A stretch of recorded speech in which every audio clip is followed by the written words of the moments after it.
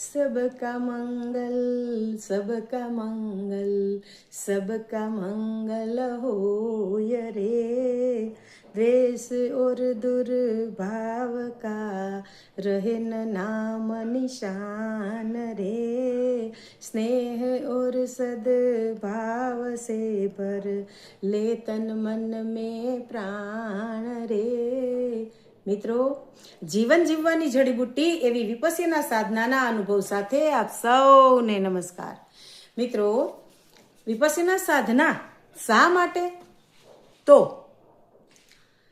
એક તો આપણને બધાને એકબીજાના ગુણ દોષ અને એકબીજાના આદર કદરની ખબર પડે।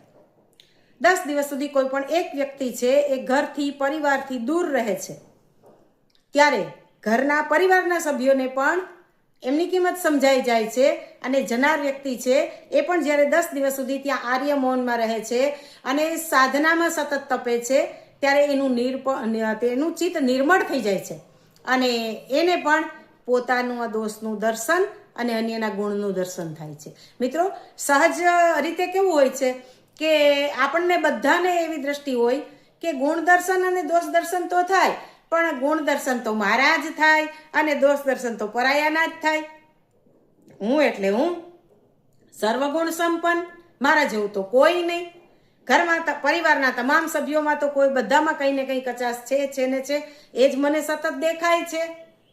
પણ મિત્રો, જ્યારે ઘરની અંદર આપણે જો વડીલની ભૂમિકામાં હોઈએ ને તો ઘરમાં કંઈ કામકાજમાં થોડું મોડાવેલું થાય અથવા કંઈ થોડું ઘણું કંઈ આડાવડું થાય તો આપણે તરત જ કહીએ કે હા, આ તો બધું હું છું ને એટલે સમયસર થાય છે, હું નહીં હોય ને તેથી ખબર પડશે, દીના તારા દેખાઈ જશે, દીના તારા। ત્યારે સંતાનો છે એ મૌન રહે છે, પણ એ મનમાં તો એવું બોલતા હશે કે એ છે ને તમે નહીં હોય અને દીના તારા દેખાશે ને એમાં અમને વાંધો નહીં આવે, પણ તમે આજે સૂરજની જેમ સતત બાળો છો ને, અમને ભડકા કરો છો ને, એનાથી અમે બહુ દાઝી જઈએ છીએ। ભલે આપણા સંતાનો સંસ્કારી છે, બોલતા નથી, પણ એને એવી અનુભૂતિ થતી હોય। તો મિત્રો, મારા વગર કંઈ ચાલશે નહીં, હું હોય તો જ થાય, આવો જે આપણે એક અહંકાર સાથે જિંદગી જીવીએ છીએ, અન્ય લોકોને સતત આપણે અપમાનિત કરતા રહીએ છીએ, ત્યારે આ વિપસ્સીના સાધનામાં જવાથી આપણો અહંકાર ઓગળે છે। આપણને ખબર પડે કે મારા વગર પણ, મારી ગેરહાજરીમાં પણ પરિવારના સભ્યો ખૂબ જ સરસ રીતે પોતપોતાની જવાબદારી નિભાવી અને સરસ રીતે જીવન જીવે છે। ઉલટાનું કદાચ આપણી હાજરી હોય ને એના કરતાં બહુ સારું જીવન જીવાતું હોય છે। હા, આ અનુભવ કરવા જેવી વાત છે। તો વિપસ્સીના સાધનામાં જવાથી સાધકને તો બેનિફિટ થાય જ છે, પણ પરિવારને પણ ખૂબ બેનિફિટ થાય છે। બીજું, ઘણી વખતે મિત્રો આપણા બધાના પરિવારમાં મૃત્યુ તો છે જ જીવનમાં, જિંદગી કંઈ આપણી નિત્ય નથી, અનિત્ય છે, આપણું આયુષ્ય અનિત્ય છે। તો કોઈ પણ વ્યક્તિનું અવસાન થઈ જાય ત્યારે આપણને ખૂબ દુઃખ થાય અને રિયલાઇઝ થાય કે આ વ્યક્તિ કેટલી બધી જવાબદારીઓ સંભાળતી હતી, આના વગર હવે આ બધું કેમ ચાલશે? અને થોડાક જ દિવસમાં તો આપણને એવું લાગે કે ઓહો, આ વ્યક્તિ આટલી બધી જવાબદારીઓ નિભાવીને પણ આપણને બધાને કેટલા આનંદથી રાખતા હતા, આ બધું આપણે એને કેવું છે, આપણને રિયલાઇઝ થયેલી બાબતો આપણે એ વ્યક્તિને કેવી છે, એની પાસે એ બધી રજૂઆત કરવી છે, દિલ ખોલવું છે, પણ એવો મોકો ભગવાને ક્યાંય આપણને આપ્યો નથી। પણ વિપસ્સીના સાધનામાં આ મોકો પણ મળે છે।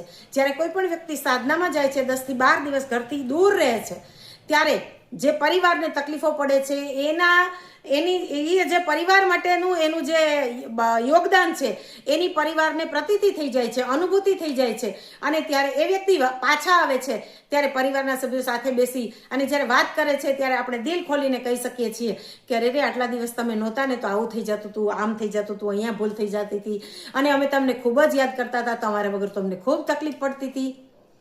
આપણી કૃતજ્ઞતા વ્યક્ત થઈ જાય છે અને સામી વ્યક્તિ છે એના દિલની અંદર આપણું એક સ્થાન આવે છે કે હા, મારી ગેરહાજરીની પ્રતીતિ મારા પરિવારને થઈ, એણે એની નોંધ લીધી અને પછીનું જે જીવન હોય છે એ ખૂબ જ પ્રેમભાવ સાથે આપણે જીવન જીવી શકીએ છીએ।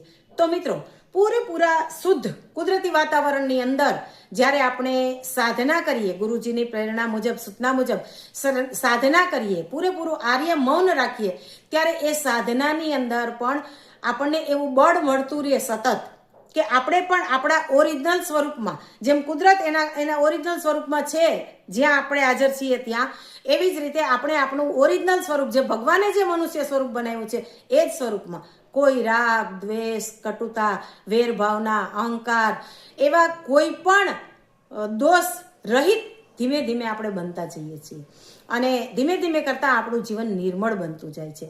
તો મિત્રો, તમામ દર્શક મિત્રોને મારી નમ્ર વિનંતી છે, બે હાથ જોડીને, કે જ્યારે જ્યારે અનુકૂળતા મળે ત્યારે થોડીક અનુકૂળતા મેળવીને પણ, થોડીક પ્રતિકૂળતા સહન કરીને પણ વિપશ્યના સાધનામાં જાઓ.